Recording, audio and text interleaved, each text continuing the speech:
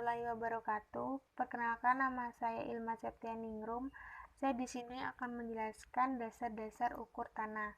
Ilmu ukur tanah. Ilmu ukur tanah merupakan bagian rendah dari ilmu yang lebih luas yang dinamakan ilmu geodasi, di mana pada penerapan ilmu ukur tanah itu pengukuran sebagai kecil permukaan bumi yang diaplikasikan pada bidang teknik sipil. Adapun ruang lingkup bidang teknik sipil antara lain 1. Bangunan gedung, 2. Jalan dan jembatan, 3. Bendungan, dan lain-lain. Satuan pada ukur tanah. Di Indonesia umumnya digunakan satuan metrik atau standar internasional. Pada ilmu ukur tanah ada beberapa satuan yang masih dimengerti surveyor, yaitu kilometer, hektometer, dekameter, meter, desimeter, sentimeter, dan milimeter.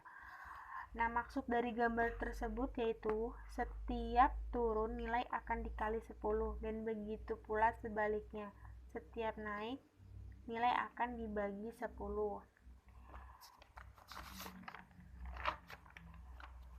Selanjutnya di sini saya akan menjelaskan tentang satuan sudut. Ada 3 satuan sudut, yaitu A. Satuan derajat, B. Satuan gradian, C. Satuan radial. Satuan derajat yaitu membagi lingkaran dalam besaran 00 derajat sampai 380 derajat. Sedangkan satuan gradian yaitu membagi lingkaran dalam besaran 00 grid, 00 centigrade, dan 00 centigrade. Sedangkan satuan radial yaitu membagi satu lingkaran dalam besaran 2 pi radial. Terus di sini juga ada dimensi yang diukur. Yang pertama yaitu pengukuran jarak atau luas. Pada pengukuran jarak di lapangan dapat menggunakan waterpass atau theodolit, total station, dan lain-lain. Pengukuran sudut horizontal dan vertikal. Pengukuran sudut horizontal adalah untuk menghitung koordinat posisi titik-titik ukur di lapangan. Sedangkan sudut vertikal untuk menentukan ketinggian dari suatu bidang datum. Alat yang digunakan berupa kompas, GPS, waterpass, theodolit, atau total station. Selanjutnya di sini adalah pengukuran beda tinggi dan ketinggian. Beda tinggi adalah selisih masing-masing gedung. Misal selisih beda tinggi gedung A dan C yaitu 20 meter, sedangkan gedung C lebih tinggi 20 meter dari gedung A. Sedangkan ketinggian adalah tinggi suatu objek di permukaan bumi yang diukur tingginya dari suatu bidang datum tertentu. Bidang datum itu berupa satu permukaan air laut atau MAL dan DPL di atas permukaan laut. Yang kedua, bidang referensi yang direkomendasikan, dan yang ketiga yaitu asumsi atau anggapan.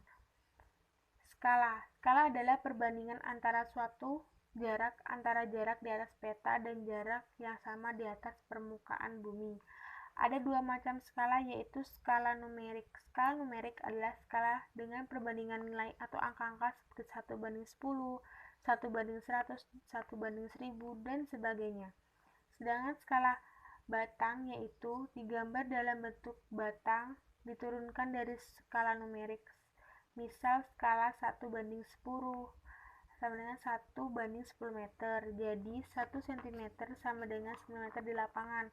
Manfaat dari skala batang ini adalah apabila print asli di copy berulang-ulang akan terjadi reduksi pada ukuran sebenarnya. Dengan skala batang ini maka skala sebenarnya dapat dikoreksi. Di sini ada peta. Peta adalah gambaran konvensional dari permukaan bumi yang diperkecil dengan skala tertentu yang dituangkan di atas sebuah bidang datar. Agar peta berfungsi baik, 3 persyaratan pokok harus dipenuhi. Yang pertama itu konform. Bentuk-bentuk bidang daerah, pulau, benua yang digambar pada peta harus sama luas dengan bentuk aslinya di alam. Dan yang kedua adalah equivalent. Berarti daerah-daerah atau bidang-bidang yang digambarkan harus sama luas dengan apa yang terdapat di alam.